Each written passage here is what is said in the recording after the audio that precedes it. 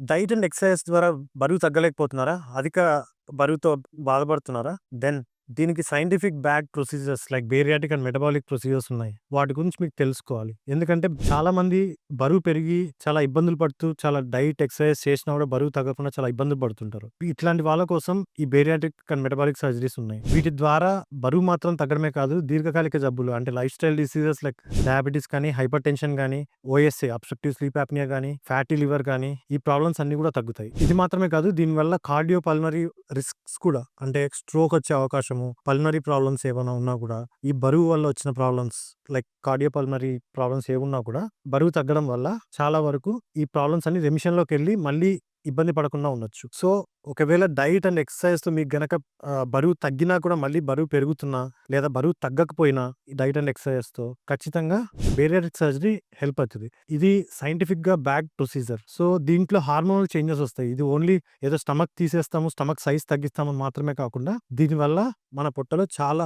Hormonal changes కూడా జరుగుతాయి. మెయిన్‌గా గ్రెలిన్ అనే ఒక హార్మోన్, మనకి ఆకలి కావడానికి కారణం ఉన్న గ్రెలిన్ హార్మోన్ ఈ సర్జరీ తర్వాత చాలా తగ్గిపోతది. దానివల్ల ఆకలి అనేది చాలా తగ్గుతది. దానివల్ల నెగెటివ్ ఫీడ్‌బ్యాక్ మెకానిజమ్స్ వల్ల వెయిట్ అనేది లూజ్ అయితాము. అట్లే జీఎల్‌పీ-1, జీఐపీ ఈ హార్మోనల్ సెక్రీషన్స్ ఇంక్రీజ్ కావడం వల్ల కూడా, ఆల్టరేషన్స్ కావడం వల్ల కూడా మనకి వెయిట్ లాస్ అనేది పాసిబుల్ అయితది. సో, ఇదేదో సర్జరీ వల్ల ఫుడ్ ఇంటేక్ తగ్గడం మాత్రమే కాదు, మన గట్‌లో హార్మోనల్ ఇంబాలెన్స్ అనేది కరెక్ట్ అయితది. దానివల్ల వెయిట్ లాస్ అనేది పాసిబుల్ అయితది.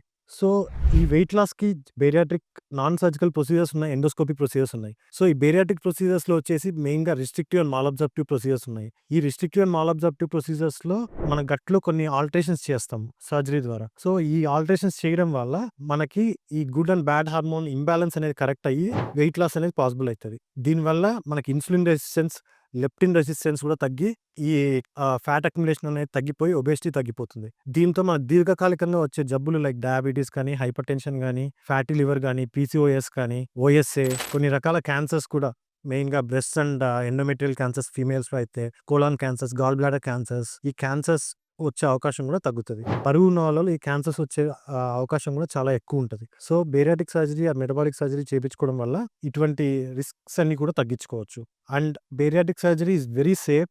దీనివల్ల పేషెంట్ సోషల్‌గా కాన్ఫిడెన్స్ పెరుగుతది. దాంతో పాటు ఇటువంటి దీర్ఘకాలిక జబ్బుల్ని కూడా అవాయిడ్ చేయొచ్చు.